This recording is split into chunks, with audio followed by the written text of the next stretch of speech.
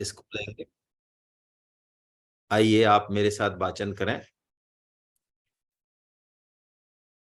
संप्रदाय शिरोमणि सिंधुजा रचो भक्ति बेतान। संप्रदाय शिरोमणि सिंधुजा रचो भक्ति बेतान। संप्रदाय शिरोमणि, श्री संप्रदाय का हम वर्णन कर रहे हैं। देखिए कैसी अच्छी बात है, संयोग की बात है कि चारों संप्रदायों में सबसे पहले भगवती लक्ष्मी जी से कहा ही जो है नाभाजी स्मरण कर रहे हैं। लोग कहते हैं कि सनातन धर्मों में स्त्री की बड़ी जो है निंदा की गई है। संप्रदाय शिरोमणि कहा किनको? सिंधुजा। सिंधुजा यानी जिनका सिंधु से सागर से जन्म हुआ, किनका? लक्ष्मी जी का। क्या किया उन्होंने? उन्होंने भक्ति का चंदोवा तैयार किया। वाह साहब वाह, क्या उपमा दिया नाभाजी ने। यानी श्री संप्रदाय जो है वो भगवती लक्ष्मी जी ने इतना इस तरह से उसकी जो है स्थापना की है कि जैसे चंदोबा नहीं होता है, जैसे कि दूल्हे दुल्हन फेरा लेते हैं वो जो होता है, ऐसे चंदोबा होता है। चार उसमें मजबूत बल्ले होते हैं और कई सारी उसमें बेल बूटा, कई सारा श्रृंगार होता है, रंग बिरंगे फूल होते हैं। तो चूंकि ये श्री जी जो हैं भक्ति रूपी, तो भक्ति के बहुत सुंदर सुंदर फूल इन्होंने पिरोए हुए हैं। जैसे नवदा भक्ति के 9 रस हैं, दसमा भक्ति के, प्रेम भक्ति के, परा भक्ति के, और पंचरस दास से सख्य शांत है ना बाल, ऐसे। तो इन्होंने बहुत सारे जो है अपने जो है इस चंदोबा का वर्णन किया है। देखिए इस छप्पे में हम कर क्या रहे हैं नाभाजी, हमें रामानुजाचार्य जी तक पहुंचना है। तो रामानुजाचार्य जी से पहले श्री संप्रदाय, श्री जी लक्ष्मी जी से और रामानुजाचार्य जी तक जो हुए हैं उन पर थोड़ा थोड़ा जो है नाभाजी उनका स्मरण कर रहे हैं। तो आइए हम पढ़ते हैं आगे। विश्वक सेन मुनिवर सुपुनि सठ कोप पुनीता बोप देव भागवत लुप्त उधर्यो नवनीता। मैं अर्थ भी समझाता जाता हूं जिससे कि थोड़ा सा जुड़ाव रहे। सबसे पहले नाम लिया विश्वक सेन जी का। विश्वक सेन जी ये भगवान के प्रधान पार्षद हैं। जैसे भगवान शिव के गणेश जी हैं, ऐसे ही मान लें कि भगवान विष्णु के प्रधान पार्षद ये विश्वक सेन जी हैं। जब हम विष्णु जी की विशेष पूजा करते हैं तो जैसे गणेश पूजन के बिना भगवान जो है कोई भी पूजन स्वीकार नहीं करते, ऐसे ही जब विष्णु जी की विशेष पूजा की जाती है तो विश्वक सेन जी की भी साथ में पूजा की जाती है। ये विष्णु रूपधारी ही है, शंख चक्र गद पद्मा सब है, श्वेत पद्म पे विराजमान है। और इनकी क्या खासियत है? एक तो सबसे पहले श्री लक्ष्मी जी ने जो ये श्री संप्रदाय है इसकी दीक्षा सबसे पहले विश्वक सेन जी को ही दी है। श्री नारायण मंत्र की दीक्षा इन्हीं को दी है। एक तो ये खासियत है। दूसरा, ये भगवान विष्णु की पूजा में निर्माल्यधारी हैं। निर्माल्य जो उनके चरणों में भगवान विष्णु के, तो उस निर्माल्य को चाहते तो बहुत बड़े बड़े ऋषि मुनि और बाकी देवी देवता हैं, लेकिन सबसे पहला हक जो है यही उसको पाते हैं, ऐसी कृपा है इनके ऊपर। चलिए, विश्वक सेन सबसे पहले, फिर बताया मुनिवर्य सुपुनि सठकोप पुनीता। मुनिवर्य यानी मुनियों में श्रेष्ठ कौन? सठकोप जी, सुपुनि पुनः, क्योंकि विश्वक सेन जी से ये जो है श्री संप्रदाय कहां पर आया? सठकोप जी पे आया। और सठकोप जी का चरित्र हम ले लेते हैं अभी। उसके बाद सठकोप जी से ये बोपदेव एक हुए हैं। कौन है बोपदेव? जिन्होंने श्रीमद् भागवतम ग्रंथ को दोबारा लिख दिया। इसलिए कहा बोपदेव भागवत लुप्त, लुप्त हो गई थी। उधर्यो नवनीता, नवनीता मतलब क्योंकि 18 पुराणों में श्रीमद् भागवत जो है ये नवनीत है। सार सार तो श्रीमद् भागवती है ना। नाभाजी ने कहा ना, साधन साध्य 17 पुराण फल रूपी भागवत। तो विश्वक सेन जी के बारे में हम पढ़ लिए। अब सठकोप जी के बारे में थोड़ा सा देख लेते हैं हम, है ना। फिर छप्पे में आगे चलेंगे, या पहले छप्पे ले लें फिर एक साथ पढ़ें। चलिए पहले छप्पे ले लेते हैं। मंगल मुनि श्रीनाथ पुंडरी काक्ष परम जस, इसमें दो नाम आए। मंगल मुनि श्रीनाथ जी, ये श्रीनाथ जी यामुनाचार्य जी, वो यामुनाचार्य जी के भी गुरु हैं, है ना। और दूसरा आया पुंडरी काक्ष, राम में श्र रस राशि प्रगट परताप परांकुश, ये राम रस आए, है ना, इनका भी एक नाम आया। और अब आए यामुन मुनि रामानुज तिमिर हरन उदय भान, संप्रदाय शिरोमणि सिंधुजा रचो भक्ति बेतान। यामुन मुनि और रामानुज ये तो अज्ञान रूपी अंधकार को हरने के लिए मानो सूर्य के समान हुए। ऐसा जो है ये 30 नंबर का छप्पे है। आइए अब हम इसमें जो भक्तों के वर्णन है इस परंपरा में, उनका थोड़ा जो है उसके बारे में चर्चा कर लें। विश्वक्सेन जी के बारे में चर्चा हो गई। षटकोप जी, ये षटकोप जी और विश्वक्सेन जी, है ना, ये विश्वक्सेन जी के ही अवतार हैं। भगवान ने अपने प्रधान पार्षद विश्वक्सेन जी को और गरुड़ जी को ये आज्ञा दी कि भाई अब वैदिक धर्म और भक्ति जरा लुप्त हो रही है कलयुग में, कलयुग के प्रभाव से, इसलिए तुम लोग जाओ और भक्ति का जरा प्रचार करो, अच्छे से भक्ति को सुदृढ़ करो। तो ये विश्वक्सेन जी ही स्वयं षटकोप जी के रूप में इन्होंने अवतार लिया। और गरुड़ जी ने भी अवतार लिया एक ब्राह्मण के यहाँ। वो सामवेदी ब्राह्मण थे जहां पे वेदों की ऋचाओं को बड़े सुंदर तरीके से गाया जाता था। तो गरुड़ जी जब उनके यहाँ जन्मे ब्राह्मण कुल में, तो वो भी बहुत अच्छे से वेदों की ऋचाओं को गाते थे। इतनी ख्याति थी, इतनी मिठास थी उनकी वाणी में कि उनका नाम भी मधुर कवि हो गया और मधुर कवि की बड़ी ख्याति हो गई। लेकिन मधुर कवि जो कि गरुड़ जी हैं, उन्होंने ये जान लिया कि बिना प्रेम भक्ति के और तत्व बोध के इस जीवन का कोई सार नहीं है, और ये मुझे कोई सद आचार जो है कोई मेरे को मिलना चाहिए, वहां मैं इसकी खोज करूं। अब इसकी खोज क्या है, ये विश्वक्सेन जी षटकोप के रूप में इनको मिलेंगे, आचार्य के रूप में। लेकिन कैसे मिलेंगे हम थोड़ा देखते हैं कि जब षटकोप जी एक ब्राह्मण दंपति के गर्भ में आए, तो गर्भ में सबको अपने पिछले जन्मों की याद रहती है, 100 जन्मों की याद रहती है, ऐसा श्रीमद् भागवतम में लिखा है। हमें 100 जन्म में हम क्या क्या बने, क्या क्या हमने भोगा, ये याद रहता है। लेकिन और वहां भगवान से गर्भ में जो जीव होता है वो प्रार्थना करता है, वो प्रार्थना भी भागवतम में लिखी हुई है कि हे प्रभु, मैं बहुत कष्ट पा रहा हूं इस गर्भ में, तुम मुझे बाहर निकाल दो तो मैं तुम्हारा ही भजन करूंगा।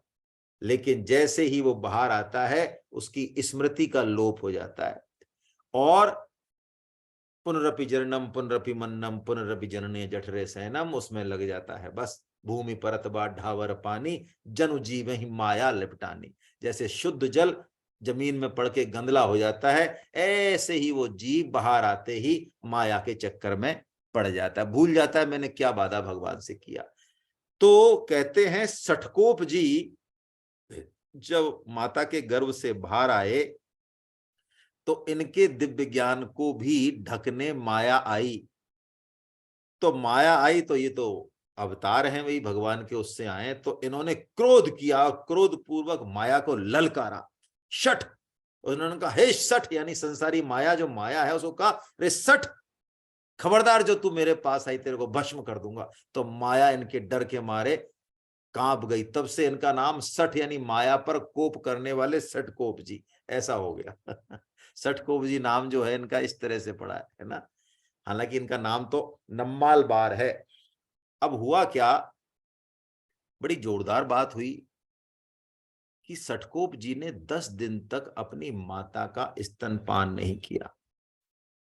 बिल्कुल जैसे कोई समाधि में हो, बिल्कुल जैसे कि कोई मर गया हो कोई शिशु, ना रो में ना सो में, ना कोई और क्रिया हो, ना मल मूत्र, कुछ नहीं, बिल्कुल एक निर्जीव की तरह जो है ये अब उनके माता पिता ने खूब प्रयास किया, सब दवा दारू कराई, लेकिन कोई मतलब नहीं। आखिर में क्या हुआ, निराश हो गए और भगवान के गांव के बाहर एक भगवान का मंदिर था, वहां उनको छोड़ दिया। जब छोड़ दिया, सब लोग आ गए, तो उस मंदिर के पास एक बहुत पुराना इमली का पेड़ था। तो बड़े पुराने जो पेड़ हो जाते हैं बड़े बड़े, उनके अंदर इतना बड़ा कोटर हो जाता है, वो स्पेस हो जाता है खाली। आपने देखा होगा पुराने पेड़ों में कि उसमें आराम से 2-4 आदमी रह लें। तो सटकोप जी ने क्या किया, उसी इमली के पेड़ में, देखो 10 दिन का बालक उस इमली के पेड़ के कोटर में पहुंच गए और 16 साल तक उस इमली के पेड़ के कोटर में ही रहे, जिससे कि उनका दिव्य ज्ञान तिरोहित नहीं हो और माया, कोई संसार के चक्र में पड़ना नहीं चाहते थे वो। तो भगवान श्री नारायण उनकी इस तपस्या से बड़े प्रसन्न हुए और उन्होंने दर्शन दिया और उनको अष्टाक्षर मंत्र ओम नमो नारायण की दीक्षा दी इमली के कोटर में ही। उसके बाद भी वो वहीं भजन करते रहे, उनका तेज बढ़ता रहा। अब जो गरुड़ जी हैं, जो मधुर कवि के रूप में है, वो सदगुरु की खोज में अयोध्या पहुंचे, श्री अयोध्या जी।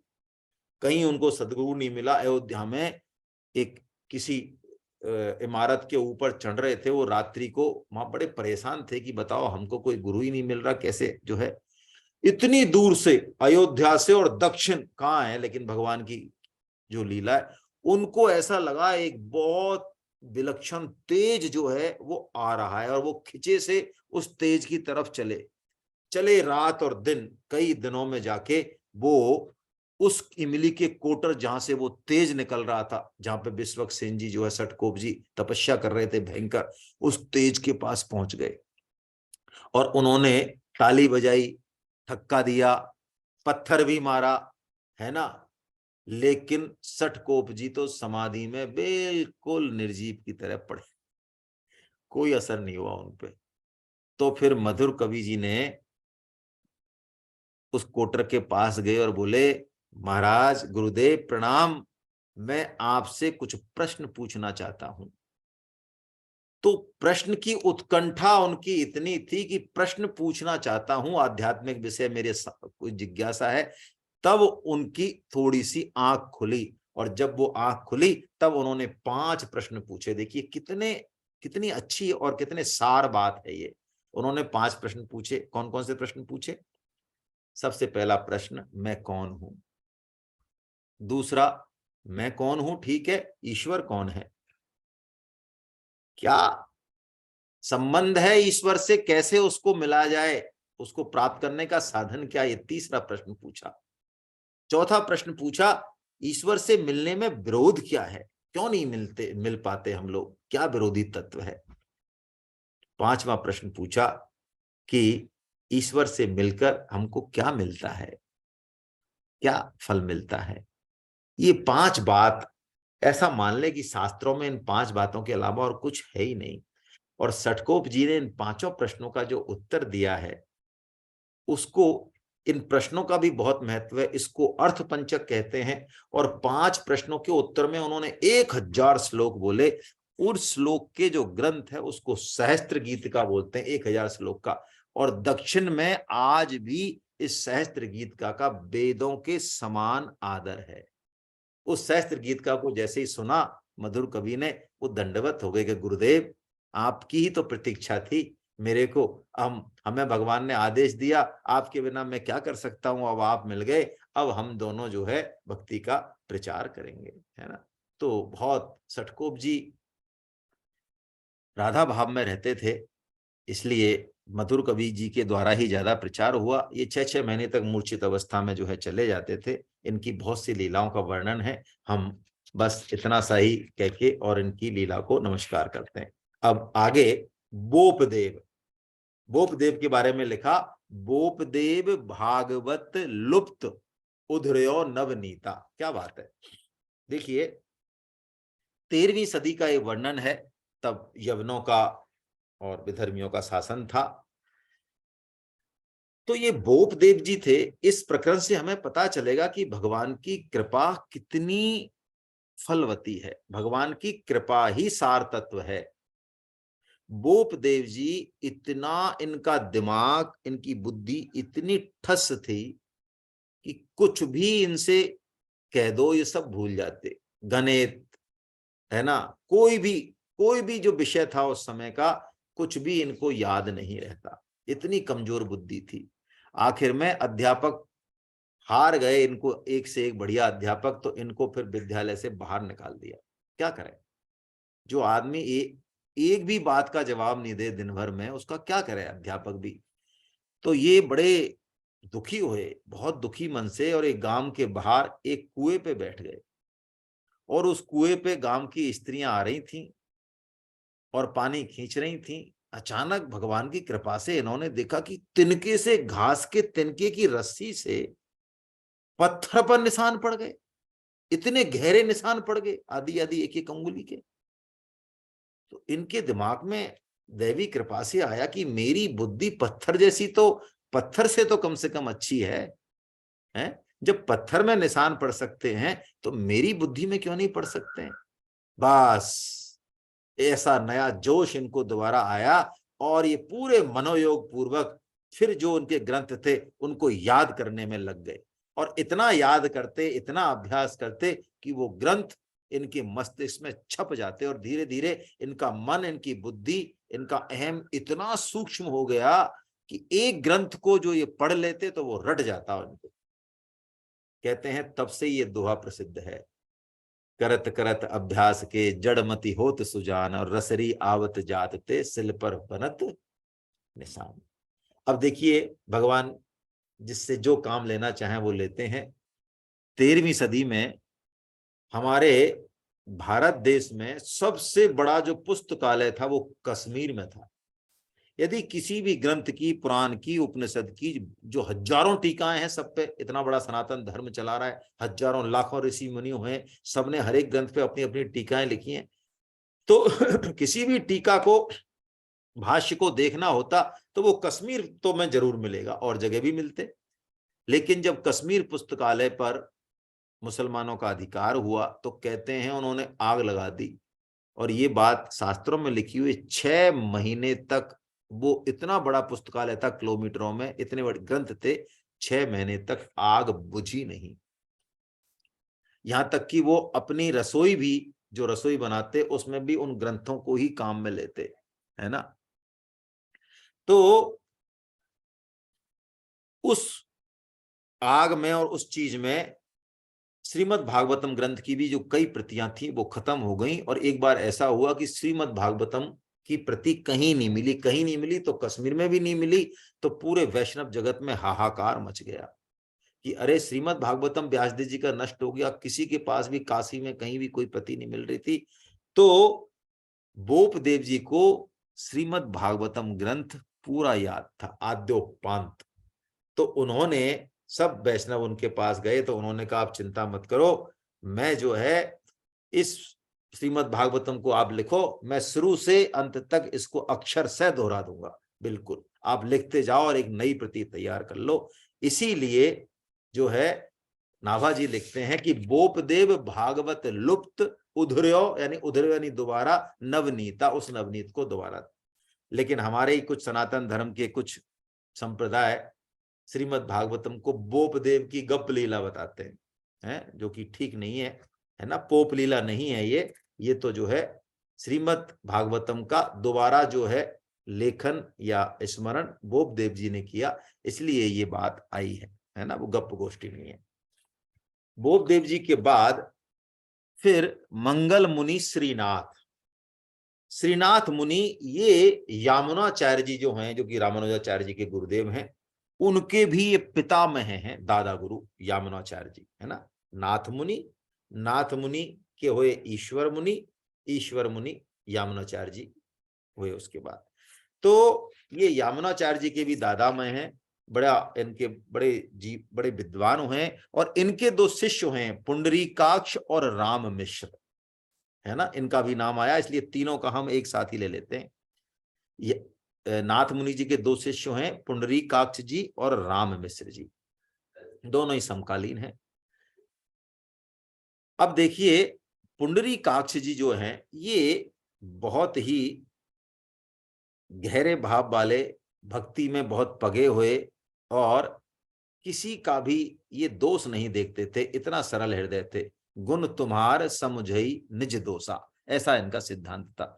लेकिन इसके उल्ट जो राम मिश्र जी थे, ये बहुत विद्वान थे, बड़े पंडित थे, लेकिन इनमें एक दोष था। क्या दोष था?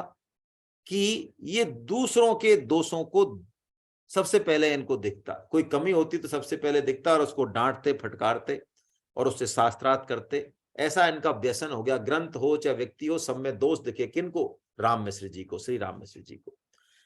तो श्री राम मिश्र जी के चित्त में बड़ी बेचैनी रहती। वो जहां भी कोई गुरु मिलते, विद्वान मिलते, सबके पास जाते, लेकिन इनके चित्त में बेचैनी रहती। अंत में थक हार कर ये अपने ही समकालीन गुरु भाई हैं पुंडरीकाक्ष जी से बोले कि मेरे चित्त में बड़ी बेचैनी रहती है, मेरे को जो मैं निज धर्म है ना, मेरा जो कर्तव्य पालन है, उसमें दृढ़ नहीं रहता हूं, मैं कभी इधर चला जाता हूं, कभी इधर चला जाता हूं, तो मुझे कृपया बताएं कि मुझे क्या करना चाहिए। तो पुंडरीकाक्ष जी ने कहा कि मैं बता तो दूंगा, लेकिन तुम मानोगे नहीं, करोगे नहीं, इसलिए मैं नहीं बताना चाहता हूं। कि नहीं नहीं बताओ, मैं करूंगा। तो उन्होंने कहा ऐसा है, यदि तुम इतने ही सच्चे हो तो 6 महीने बाद मैं बताऊंगा। ये इतने ही सच्चे थे, 6 महीने तक अपने गुरु भाई की सेवा लगे रहे, सेवा करने में लगे रहे। और 6 महीने बाद उन्होंने पूछा कि अब बताओ आप मेरी निज धर्म में दृढ़ता कैसे रहे। तो पुंडरीकाक्ष ने कहा कि ऐसा है, दूसरे के दोष को छिपाना और अपने दोष को प्रकट करना, इससे हमारी मानसिक दुर्बलता दूर होती है और तब जाके भगवान के चरणों में दृढ़ प्रेम होता है। तब उन्होंने रामकृष्ण जी ने कहा, बड़ी कृपा की आपने, मैं तो चल ही उल्टा रहा था, मैं तो अपने दोस्त तो छिपा रहा था और दूसरों के दोस्त को प्रकट कर रहा था, तो मुझे भगवान के चरणों में भला प्रेम कहां से होता। फिर इन्होंने जो उन्होंने बताया उसका पालन किया और भगवान की जो है कृपा को महसूस किया। अब इनके जो शिष्य हैं, श्री नाथ मुनि के पुत्र ईश्वर मुनि और ईश्वर मुनि के पुत्र यामुनाचार्य जी। यामुनाचार्य जी का चरित्र बहुत प्यारा है, अब हम इसको लेते हैं। यामुनाचार्य जी का भी आया है ना, एक साथ आया है। यामुन मुनि यानी यामुनाचार्य जी, रामानुज तिमिर हरन उदय भान, अज्ञान रूपी अंधकार को हरने वाले सूर्य के समान हुए। यामुनाचार्य जी ये ऐसे विलक्षण जो है भगवान के अवतार हुए हैं कि जब ये 10 वर्ष के थे तभी इनके पिता का जो है, ये पिता परलोक सुधार गए। लेकिन इतना इनका स्नेहल और मधुर स्वभाव और साथ में विद्वत्ता इनकी इतनी दैन्य, फिर भी उसके बाद भी, यानी इनके लिए कहा यामुनाचार्य जी के लिए नाभाजी ने कि मणि कांचन योग था। मणि कांचन योग यानी विद्या भी, विद्वान भी थे और बड़े दैन्य भाव भी था। तो इनके जीवन की एक बड़ी घटना है कि इनकी बड़ी प्रसिद्धि हो गई खूब की। 10 साल की उम्र का बालक, 11 साल की उम्र का बालक, बड़े बड़े पंडितों की जो है बातें इसके सामने फेल हो जाती हैं। तो उस समय उनके राज्य, जो पांड्य नरेश थे, जो राजा था इनके राज्य का, बहुत बड़ा राज्य था, उसके राजा जो थे उनको भी शास्त्रार्थ का बड़ा शौक था। उनके यहाँ भी बहुत सारे पंडित रहते थे और उनमें एक कोलाहल नाम का पंडित था उनके पास। वो कोलाहल नाम का पंडित क्या करता था, महापंडित था, वो दूसरों को हराता और उनका अपमान करता। रोज इसका यही काम था। राजा को भी मजा आने लग गया कि बड़ी पंडितों की आपस में वार्ता हो रही है, बड़ा आनंद आया।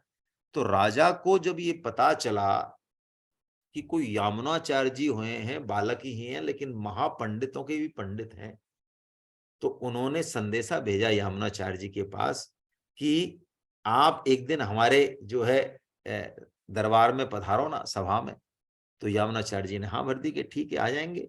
तो इन्होंने पालकी भेजी, राजा ने पालकी भेजी। और जब ये पालकी में आ रहे थे तो वो राजा और रानी अपने महल के झरोके में थे और नीचे पालकी में कहा ला रहे थे। तो यामुनाचार्य जी का तेज बचपन में ही इतना था कि पालकी से मानो प्रकाश निकल रहा है। और इनके रूप को देख के, यामुनाचार्य जी के बालक रूप को देख के वो रानी तो मुग्ध हो गई इन पर। उन्होंने कहा मुझे तो ऐसा लग रहा है जैसा मेरा कोई शिशु ही आ रहा है क्या। तो रानी बोली देखो आज तो ये ही जीतेंगे तुम्हारा। उन्होंने कहा तुम क्या कह रही हो, हमारा कोलाहल पंडित उसके सामने बड़े बड़े दिग्गज नहीं टिकते, ये बालक उनको क्या हराएगा। ऐसे वो दोनों गुत्थम गुत्ता हो गए, राजा और रानी। तो रानी ने कहा चलो लगी शर्त, मैं तो कह रही हूं यही जीतेंगे और तुम कह रहे हो कोलाहल पंडित जीतेंगे। तो शर्त लग गई। क्या शर्त लगी, रानी ने कहा यदि ये जीते तो तुम इनको आधा राज्य दे देना, और हारे तो मैं आपकी दासी, रानी की जगह दासी बन के रहूंगी आपकी। ठीक है, शर्त लग गई। बैठ गए दोनों, दरबार लग गया। कोलाहल पंडित एक तरफ और यामुनाचार्य जी बालक एक तरफ। तो कोलाहल पंडित ने तो बालक देख के, वो तो एकदम से विद्वत्ता के अभिमान में तो चूर थे ही। उन्होंने कहा तू क्या शास्त्रार्थ करेगा बच्चे, तू ऐसा कर, मैं तेरे को कहता हूं, तू जो कुछ भी कहेगा, इतना घमंड में कहा उन्होंने, तू जो कुछ भी कहेगा, वेद की बात कहे चाहे पुराण की, मैं सबका खंडन कर दूंगा, इतना मेरे में वाक चातुर्य बुद्धि है। तो यामुनाचार्य जी मुस्कुराए और उन्होंने कहा मैं आपको 3 बात पूछता हूं, आप किसी एक का भी खंडन कर दें तो आप जीत जाएंगे। पहली बात उन्होंने कहा तुम्हारी माता काक बंध्या है। काक बंध्या का मतलब होता है जिसके एक ही संतान हो और दूसरी नहीं हो। तो कोलाहल पंडित अपनी माता के इकलौते थे। अब उनकी कोई और संतान हो जो उनको पता नहीं हो ऐसा तो कैसे कह दें। तो उन्होंने पहला सवाल कहा कि तुम्हारी माता काक बंध्या है। दूसरा सवाल उन्होंने कहा हमारे जो राजा हैं ये पांड्य नरेश बड़े नीति निपुण और बड़े धर्मज्ञ हैं। और तीसरा सवाल उन्होंने कहा हमारी जो रानी जी हैं ये भी पतिव्रता हैं, साधु स्वभाव वाली हैं। तीनों तीनों प्रश्नों को सुन के तीनों प्रश्नों को सुन के कोलाहल पंडित का मुंह सूख गया।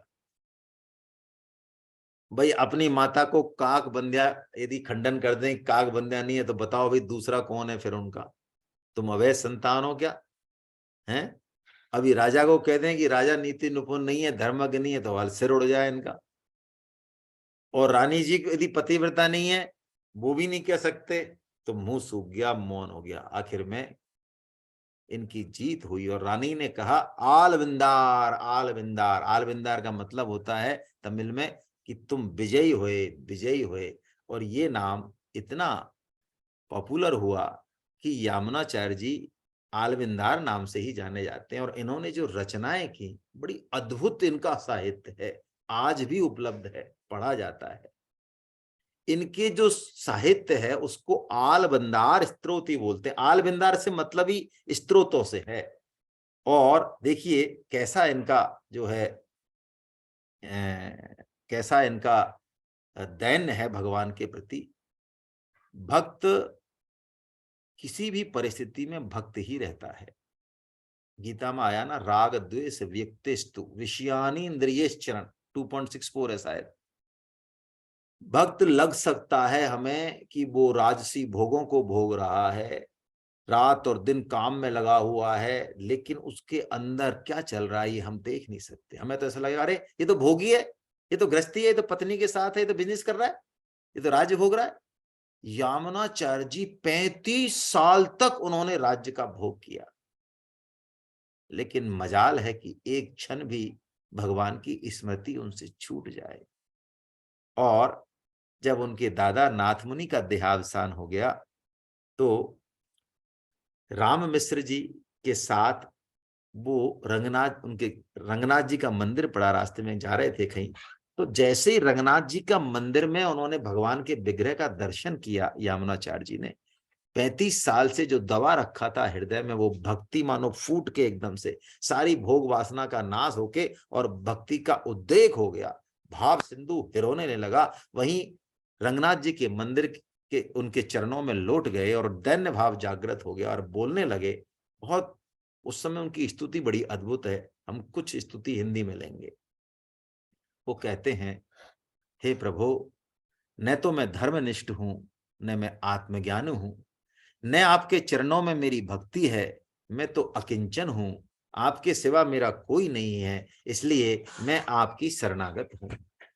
हे मुक्तिदाता मुकुंद, संसार में ऐसा कोई निंदित कर्म नहीं जिसे मैंने हजारों बार नहीं किया हो, परंतु फिर भी उन कर्मों का फल भोग का समय आने पर मैं जो है पुनः निस्सहाय होकर, व्याकुल होकर आपके सामने रो रहा हूं, आप मेरी रक्षा करें। हे नाथ, सहस्त्रों अपराधों के पात्र और भयानक भव सुंदर में डूबते हुए मेरे पास कोई उपाय नहीं, मैं आपकी शरण में आया हूं, मुझे आप दीनहीन जानकर और मेरे अपराधों को क्षमा करके और मुझे अपना निज दास बनाइए।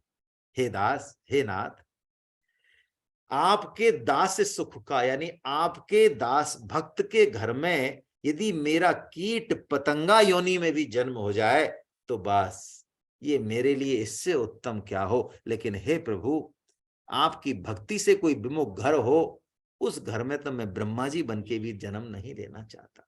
ऐसे इन्होंने सैकड़ों श्लोकों में भगवान की स्तुति की, अपने अश्रुओं से भगवान के चरण कमलों को नहला दिया। यामुनाचार्य जी के साक्षात जो है भगवान ने दर्शन दिए श्री रंगनाथ जी ने, और उन्हें हृदय से आलिंगन लगा लिया, हृदय से लगा लिया, और उन्हें साक्षात प्रकट हो गए भगवान। यामुनाचार्य जी का नाम लेके, नाथ मुनि का नाम लेके हम आगे पढ़ेंगे। इस चीज से हम सीखें एक बात, इनका नाम लेके इनके वंशजों ने भगवान को राजी कर लिया। यदि हमारी भगवान में प्रीति है और संप्रदाय परंपरा पे हमारा विश्वास है, तो हम जो है भगवान के जो भक्त होते हैं उनकी दुहाई देके भी भगवान को वश में कर सकते हैं। इनके एक वंशज हुए, उन्होंने कहा आप क्या समझते हो, आप मुझे दर्शन नहीं दे रहे हो, मैं कौन हूं आप जानते नहीं हो, मैं नाथ मुनि का पोता हूं, मैं यामुनाचार्य जी का शिष्य हूं। ऐसे भक्तों का नाम लेने से भगवान जो है वश में हो जाते हैं। यामुनाचार्य जी महाराज की स्तुति बहुत ही, इसको आलवंदार स्तोत्र दक्षिण में मिलता है, वहां विलक्षण श्लोक हैं इनके और बड़े सरल हैं, आज भी उपलब्ध हैं, बहुत अच्छे हैं। अब जो है रामानुजाचार्य जी का चरित्र इसके बाद, क्योंकि रामानुजाचार्य जी का नाम आ गया, यामुन मुनि रामानुज तिमिर हरन उदय भान। यामुनाचार्य जी और रामानुजाचार्य जी ने भक्ति का बहुत प्रचार किया है, और श्री संप्रदाय का जो प्रवर्तक है ना, वो रामानुजाचार्य जी को ही माना जाता है। इससे पूर्व की परंपरा में श्री जी को इसका आदि संस्थापक माना जाता है। तो आइए अब हम श्री रामानुजाचार्य जी का जो चरित्र है वो तो बहुत विलक्षण है, मुझे लगता नहीं है कि आज तो होगा नहीं, बहुत लंबा है, तो थोड़ा सा आज कर ले, फिर जो है कल शायद कर पाए, नहीं तो बहुत मुश्किल है करना इसको। ये हो सकता है 2 या 3 क्लास ले, 3, है ना। कुछ आज कर लेते हैं, आइए छप्पे का गान कर लेते हैं और कुछ मुख्य मुख्य बातें जान लेते हैं, जिससे कि अगली बार हमें ध्यान रहे। छप्पे 31 है, ये है आपके पेज नंबर 338 पर। सहस आश उपदेश करी, जगत उदाहरण जगत कियो जतन कियो। सहस आश उपदेश करी, जगत उदाहरण जतन कियो। आस यानी मुख, सहस यानी हजार। नाभाजी कह रहे हैं कि हजार मुखों से जिन्होंने जगत का उद्धार करने के लिए, कल्याण करने के लिए प्रयास किया। हाँ, भक्त तो अपनी चमड़ी भी दान कर जाते हैं यदि किसी का भला हो तो, है दधीचि ऋषि। बताइए कौन शरीर छोड़ता है, देहे प्राण ते प्रिय कछु नाही। हम कितनी बात कर लें लेकिन अपनी देह और प्राण से प्रिय हमें कुछ नहीं है। वो भी जन कल्याण के लिए, देवताओं के लिए दधीचि ऋषि जी ने अपनी हड्डियां सहर्ष दान कर दी। ऐसा कोई उदाहरण नहीं मिलेगा कोई दूसरा। ऐसे ही रामानुजाचार्य जी का भी उदाहरण है कि उन्होंने 1000 मुखों से भक्ति का उपदेश देकर संसार का उद्धार किया। आइए क्या कह रहे हैं नाभाजी आगे, बहुत प्यारी, बहुत प्यारा है ये याद करने लायक छप्पे है ये, है। गोपुर भय आरूढ़ उच्च स्वर मंत्र उच्चार्यो,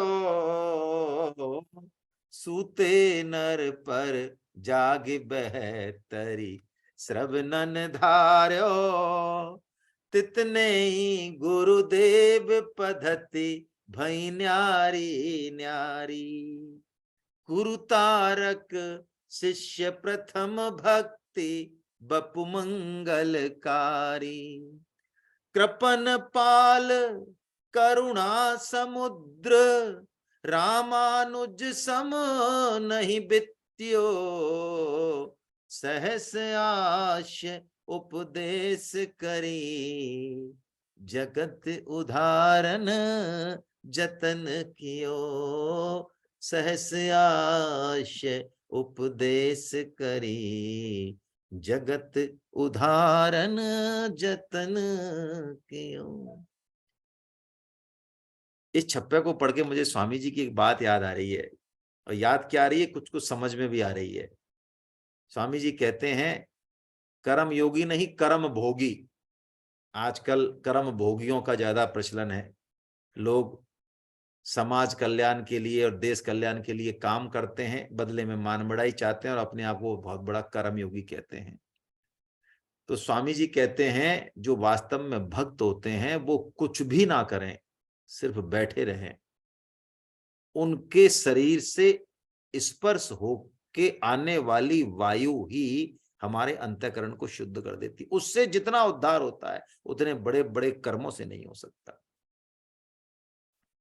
तो ये रामानुजाचार्य जी के लिए तो नाभाजी लिख रहे हैं कि कृपन पाल करुणा समुद्र रामानुज सम नहीं बियो। आहा, कैसी बात कह दी उन्होंने। कहा कि इनके जैसा कृपन पाल मतलब हमारे जैसे हठी है ना, जब चमड़ी चले जाए दमड़ी नहीं जाए, ऐसे हठियों के प्रति भी पूरा बिल्कुल नास्तिक आदमियों को भी घेर घार के कैसे आस्तिक बनाने वाले, और करुणा के समुद्र इनके समान कोई दूसरा नहीं हुआ। ऐसे ऐसे हुए कृपण कंजूसों को भी इन्होंने जो है लगा दिया, दूसरा कोई नहीं हुआ। देखिए सहस्त्र मुख वाले शेष भगवान के ही अवतार हैं रामानुजाचार्य जी। इस बात का पता हमको इनके उसमें लगेगा। तो पहले हम देख लें कि आपने ये देखा भी है पहले थोड़ा बहुत कि गोपुर भय आरूढ़ उच्च स्वर मंत्र उच्चारो, है ना, ये नाम लिखा है। तो जैसा कि इनके गुरुदेव थे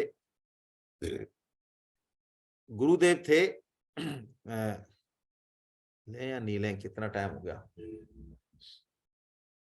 टाइम तो है अभी 10-15 मिनट। चलिए, तो इनके गुरुदेव ने इनको एक मंत्र दिया कि हमने ये चीज सुन ली है, दोबारा से सुन लें। गुरुदेव ने मंत्र दिया कि इस मंत्र को तुम किसी को मत बताना, और तुम जैसे मैंने बताया है यदि ऐसे तुम इसका पूरी तरह से स्मरण करोगे, भजन जप करोगे, तो तुम्हें जो है बहुत जल्दी भगवान श्री नारायण के दर्शन होंगे। हैं?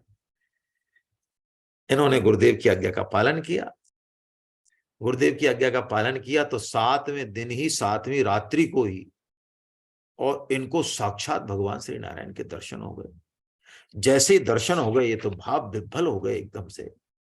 भगवान के दर्शन करने के बाद मधोस से इनके दिमाग में देखिए एक ही बात आई कि जिस दिन, उस दिन कहते हैं अनंत चतुर्दशी थी, जिस दिन इनको दर्शन हुआ नरसिंह अनंत चतुर्दशी थी।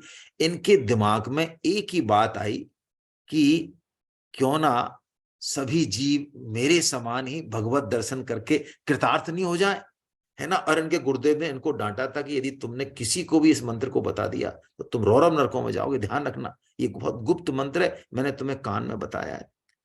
तो एकदम से जैसे ही इनको विचार आया तो ये तो क्या करें, किससे कैसे ज्यादा से ज्यादा लोगों तक, रात के 2 बज रहे हैं, कैसे ज्यादा से ज्यादा लोगों तक पहुंचे। तो मंदिर के ऊपर भी दुमंजल तिमंजल, उसके ऊपर भी गोपुर होता है, सबसे ऊंचा भाग तो जो निकला रहता है, गोपुर के ऊपर ये चढ़ गए। और गोपुर के ऊपर चढ़ के और उच्च स्वर में बोले कि भाई आओ आओ, सुनो सुनो सुनो, अरे सोने में क्या रखा है, हैं? कौन सा दोहा है वो गीता जी का? 2.69 कौन सा है? अरे भूल गया मैं तो। श्लोक 2.69 है ना? हाँ, तस्याम जागृति संयमी है ना वो, कि हम तो हाँ जागते रहते हैं, सोते रहते हैं। हम तो सोने का मतलब हम तो भोग संग्रह में लगे रहते हैं, लेकिन मुनि लोग जो हैं वो वास्तव में सोते हुए भी जागते रहते हैं, क्योंकि उनकी महत बुद्धि भगवान में होती है। हमारी महत बुद्धि संसार में है, भोगों में है ना? तो इसलिए कहा गया है कि वास्तव में नींद कब खुली, हम कब जागे? जीव मात्र का जागना तुलसीदास जी ने बताया कि जानिए तब ही जीव जग जागा, जब सब विषय विलास विरागा। है ना? जब सब हमारे हृदय से विषयों का रस निकल जाए, विषय भोग की वासना खत्म हो जाए। उमा कौन सा राम, अरे तजत बमन जिम जन बड़ भागी उमा राम, है ना? ऐसा भगवान शिव कहते हैं ना। तो भक्त जो है वो विषय भोगों को बमन की तरह, उल्टी की तरह त्याग देता है, तब जाके माने कि हम वास्तव में जागृत हुए, मोह निद्रा से जागृत हुए। तो इन्होंने क्या किया, सुनो सुनो करके खूब चिल्लाए। तो उस रात में भी 2 बजे भी 72 लोग आ गए, मंदिर के नीचे खड़े हो गए, है ना? गोपुर है आरूढ़ उच्च स्वर मंत्र उचार्यो, और सूते नर पर जाग 72 श्रवण धारो। 72 लोग नीचे आ गए और 72 लोगों को उन्होंने वो मंत्र बड़े विधि विधान से जो है बता दिया। और कहते हैं नाभाजी कि ये 72 की 72 जो है महान गुरु हुए हैं संस्था। ये 72 संप्रदाय बने, मतलब इसी रामानुज संप्रदाय में छोटे छोटे छोटे छोटे पूजा पद्धति के डिफरेंस को लेके तितने ही गुरुदेव पद्धति भई न्यारी न्यारी। इनके और शिष्य प्रशिष्य हुए, है ना? इनके बहुत सारे नाम हुए। तो जैसे ही इनके जो गुरुदेव थे उनको जैसे ही समाचार मिला, गोष्ठी पूर्ण जी को लोगों ने बता दिया, और शिष्यों ने कि आपने जो कान में मंत्र दिया था ना और जिसको बताने की मना करी थी, उन्होंने तो आज जो है ऊपर वो उस पर गोपुर पर चढ़ के और सब पब्लिक को बता दिया। तो इन्होंने, गुरुजी ने इनको बुलाया, बुला के लाओ मेरे सामने लाओ उसको। बड़े गुस्सा हुए तो ये गए। तो बहुत गुरुजी ने बहुत क्रोध किया इनको कि तुमने मेरी आज्ञा का उल्लंघन किया है, निश्चय ही तुम्हें नरक में निवास करना पड़ेगा। तो बोले रामानुजाचार्य जी, बड़े विनम्र शब्दों में बोले, बड़े उत्साहित होके बड़े बोले, गुरुदेव मैंने जानबूझकर ही उच्च स्वर से इस मंत्र का उच्चारण किया है। क्यों? यदि ये 72 लोगों को भगवत दर्शन हो गए और इसके बदले में जो है मेरे को नरक मिले, तो ऐसे नरक की तो मैं जन्म जन्म याचना करता हूं। मुझे नरक में जाने में कोई संकोच नहीं है। उनके इस भाव को देखकर इनके गुरुदेव खुद इनके चरणों में गिर पड़े, मन्नाथ मन्नाथ करते हुए कि वास्तव में तो तुम मेरे नाथ हो, तुम मेरे नाथ हो। जीव मात्र के प्रति तुम्हारे मन में ऐसी दया, ओ हो। उन्होंने कहा जहां इतनी अपार करुणा है तुम्हारी जीवों के प्रति, प्राणियों के प्रति, तो तुम्हें तो नरक के कभी स्वप्न में भी दर्शन नहीं हो सकते हैं। और भगवान ने वास्तव में ये तो मेरे ऊपर कृपा की है, तुम मेरे शिष्य थोड़ी हो। अरे तुम तो मेरे नाथ हो, मेरे ऊपर भगवान ने कोई विशेष अनुग्रह किया है जो तुम्हें मेरा शिष्य बना दिया, है ना? मेरे को भगवान ने कोई मान बढ़ाई देनी होगी, लेकिन वास्तव में तो नित्य गुरु तो आप ही हैं। ऐसा जो है इनके गुरुदेव गोष्ठी पूर्ण जी ने भी बहुत जो है इनको। तो गुरु का मतलब यही होता है। गुरु शब्द का मतलब है जो अंधकार मिटा दे। तभी तो स्वामी जी ने कहा कि जिस ग्रंथ से, जिस परिस्थिति से, जिस व्यक्ति से हृदय में प्रकाश हो, जिसका संग करने से, वो गुरु बताने की भी जरूरत नहीं है। जैसे दत्तात्रेय जी ने किसी की भी कंठी नहीं बनवाई, 24 गुरु बना लिए हैं। गुशब्दस्त्वन्धकारा स्यादुरुकारक तन्निरोधका अंधकार निरोधित्वात् गुरु इत्याभिधीयते। गु और रू है जो अंधकार से प्रकाश की तरफ ले जाए, जो अंधकार को मिटाने वाला हो, वास्तव में गुरु की संज्ञा वही है। आइए अब एक छप्पे भी, वो कवित्त भी ले लेते हैं। बस एक कवित्त तोड़ लेंगे, मेरे ख्याल से इतना ही समय है। कवित्त नंबर 107। देख लें आप, पेज नंबर कौन सा है, निकाल लें। 341। आशीषो बदन नाम सहस हजार मुख, शेष अवतार जानो वही शुद्धि आई है।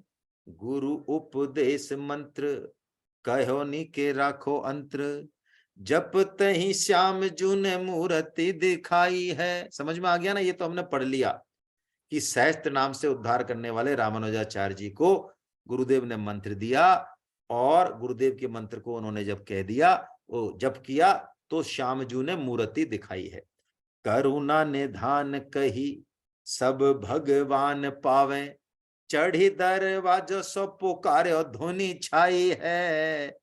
और सुनी सीख लियो यो बेहतर ही सिद्ध भय, नए भक्ति चोज यह रीति लेके गाई है। देखिए प्रियादास जी ने भी कमाल कर दिया, इतने प्यारे शब्दों में जो है कवित्व बनाए हैं कि पढ़ते ही एकदम से ऐसा लगता है हृदय में बड़ा, और समझ में भी पूरा आता है?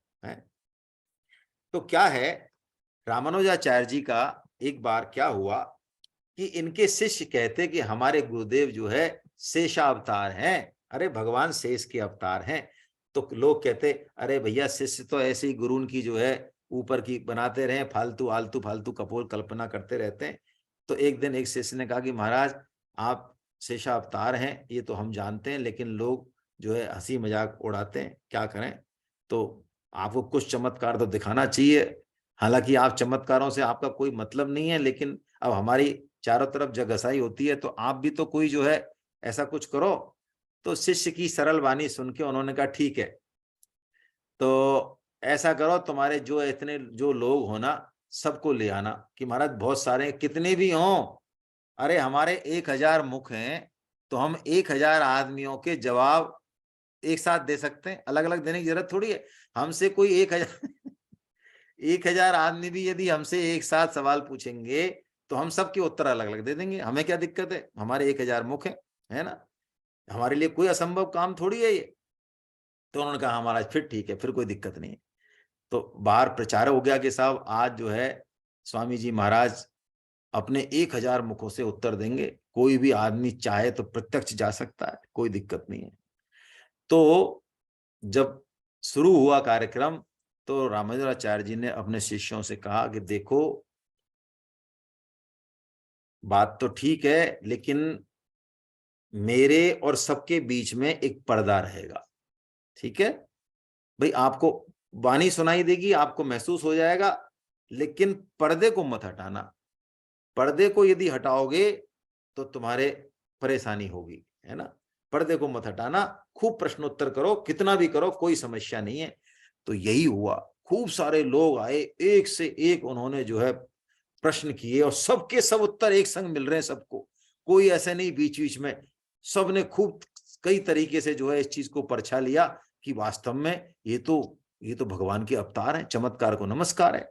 लेकिन क्या हुआ कि एक शिष्य जी को लगा कि वास्तव में गुरुदेव अंदर से इतने प्रश्न उत्तर कर रहे हैं अंदर वास्तव में कोई कोई कोई कोई टोना टोटका तो नहीं है, जरा देखे तो सही।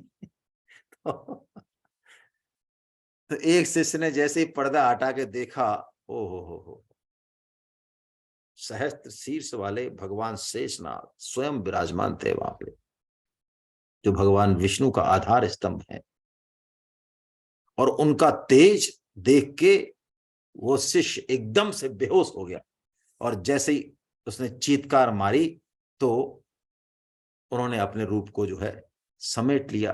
बाकी सारे शिष्य, सारे उपस्थित लोगों ने जय जयकार की, उनके चरणों में पड़े और बड़ी स्तुति करी उनकी, महाराज है ना, इनका तो जो है उद्धार करो, ये तो आपके ही शिष्य हैं। तब जाके उनकी कृपा से उस शिष्य को जो है चैतन्य हुआ। ऐसे चमत्कार भक्त लोग दिखाते हैं। दिखाने का पर्पज भी सिर्फ इतना है कि कैसे भी हमारे शुष्क हृदय में भक्ति का संचार हो। उनको कोई मान बढ़ाई से या प्रमाण से कोई लेना देना नहीं है। उनका एकमात्र उद्देश्य है भगवान की आज्ञा का पालन, है ना। आज बस इतना ही लेते हैं। अगली बार जो है रामानुजाचार्य जी का चरित्र बहुत बड़ा है, अगली शायद 2 क्लासों में पूर्ण होगा, कोई बात नहीं। अगली बार लेते हैं। हरे कृष्णा हरे कृष्णा हरे कृष्णा हरे कृष्णा। किसी के मन में कोई बात हो, टिप्पणी हो तो चर्चा कर लेते हैं 2 मिनट में।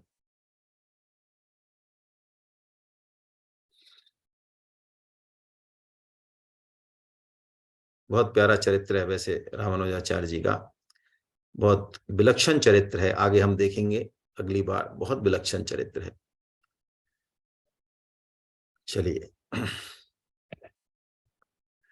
गोविंद जय जय गोपाल जय जय, गोविंद जय जय गोपाल जय जय, राधा रमण हरि गोविंद जय जय, राधा रमण हरि गोविंद जय जय, गोविंद जय जय गोपाल जय जय, गोविंद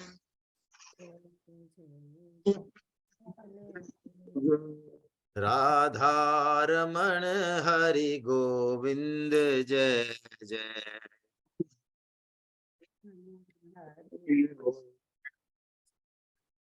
राधा रमण हरि गोविंद जय जय।